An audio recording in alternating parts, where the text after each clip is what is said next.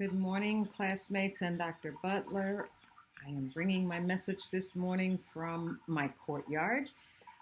The title of my message is Can Beauty Be Found in a Dead Thing? And perhaps I was inspired uh, because of the readings we had this week, and particularly the article that talked about beauty being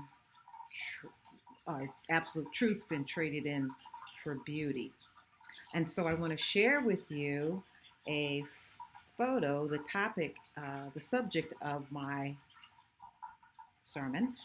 And this is a picture because the sun, I can't just go over because the sun of the way the sun is, but this is a tree in the corner of my garden here.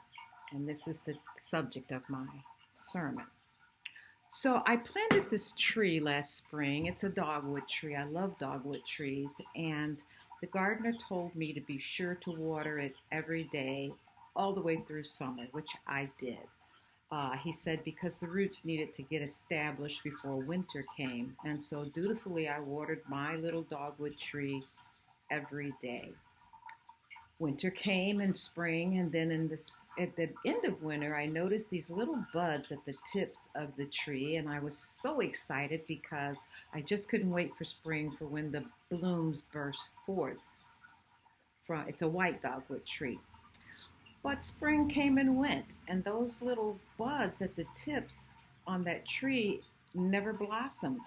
Leaves never grew, nothing happened. And after a while, I realized that my little dogwood tree was dead. So I didn't do anything. Because I love the shape of the tree so much, I left my little dead tree there to really fill in an empty space until I could make a decision of what to replace it with, because at least it filled up the empty space and didn't leave this big hole in my garden. And one day I was looking out my bedroom window right next to this tree, and I noticed leaves. There were leaves on the tree. And I ran outside excitedly thinking, oh, maybe it wasn't dead. Maybe my tree finally blossomed. But instead, I found this invasive vine that had wrapped itself around my little tree seemingly overnight. It was quite an illusion because it looked like the tree was vibrant with green leaves on it. But that particular vine that was growing on this tree is very invasive, and it will grow over everything. I knew that much about it. And it struck me how quickly this interloper had covered my little tree and caused it to take on the appearance of a live, healthy tree.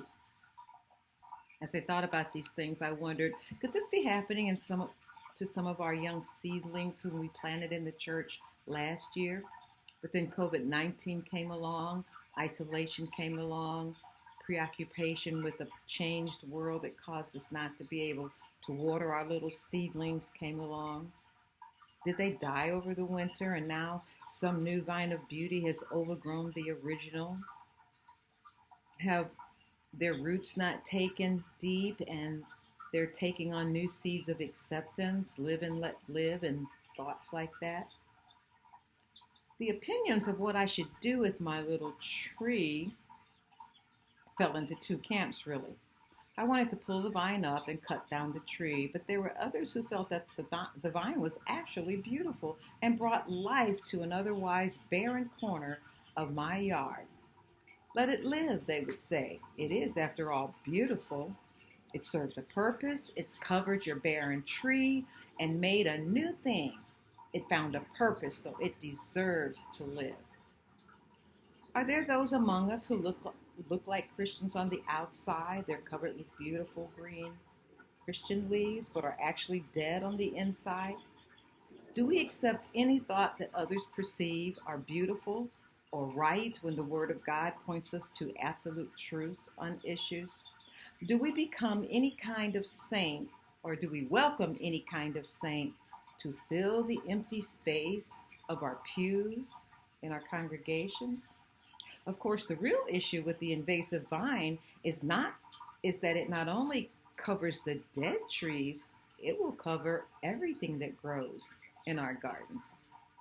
The Bible says if your right hand offends you, cut it off and cast it from you, for it is more profitable for you that one of your members perish than for your whole body to be cast into hell. Matthew 5, verse 30. That is, don't allow invasive vines to ultimately choke the life out of the true vine so the vine can grow freely in your churches. They may come in the name of beauty or tolerance or freedoms, but everything needs to be checked against the standard that God has given us if we truly are to be a thriving people of God. We must be aware because our churches and congregations will be invaded.